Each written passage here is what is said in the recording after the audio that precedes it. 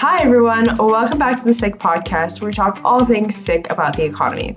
This podcast is hosted by the Student Investor Club and I'm your host, Isabela Gonzalez, and today we're talking about the Federal Reserve, aka the Kardashian of macroeconomics, dramatic, powerful, and always in your wallet. So here's what we'll talk about. Number one, what even is the Fed and what just happened? Number two, what this means in real life. Number three, how this will affect our valuations. And finally, number four, what this means for you and for me. So, what does the Fed actually do? The Federal Reserve controls interest rates, which act like the economy's difficulty setting. When the economy is too hot, rates go up, and when the economy is slowing, rates go down. Higher rates means borrowing is expensive, and lower rates means borrowing is cheaper.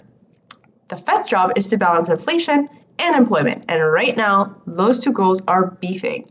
So what just happened? The Fed voted 9-3 to cut rates by 0.25%, bringing the federal funds rate to 3.5 to 3.75%, the lowest in about 3 years. But here's the red flag.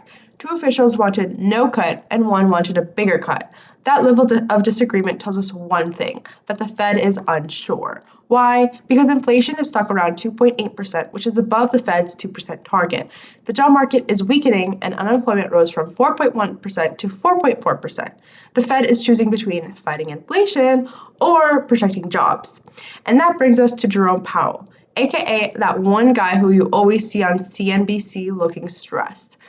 His message was basically, don't expect many more rate cuts unless the job market gets worse fast. So what does this mean in real life? With mortgages, they won't fall much, at least not yet. Why that is? Because a 30-year mortgage rate follows the 10-year treasury, not the Fed. Long-term bond yields are still high and mortgages stay expensive. So investing valuations and DCFs, how are they all affected? Normally, lower rates usually mean lower discount rates, higher present value future cash flows, and higher stock valuations. But here's the issue. Long-term yields haven't fallen, so valuations are not getting the full benefit. And for the portfolio takeaway, a divided Fed equals a divided market. And jobs are the key variable. If unemployment rises faster, there are more cuts. If not, the Fed will pause. So why should students care?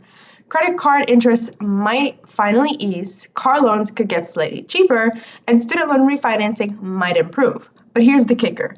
The job market is slowing, meaning competition is heating up. That's why networking, internships, and skill building matter now and not later. So what have we learned today? The Fed's rate cut reflects concern about labor market softening, but long-term yields haven't fallen enough to meaningfully ease financial conditions. AKA, the Fed cut rates, but future cuts are uncertain, inflation is sticky, jobs are weakening, mortgages won't drop much yet, and markets are volatile, but understanding why gives you an edge. Thank you for listening to the SICK podcast. As always, stay curious, stay informed, and stay SICK.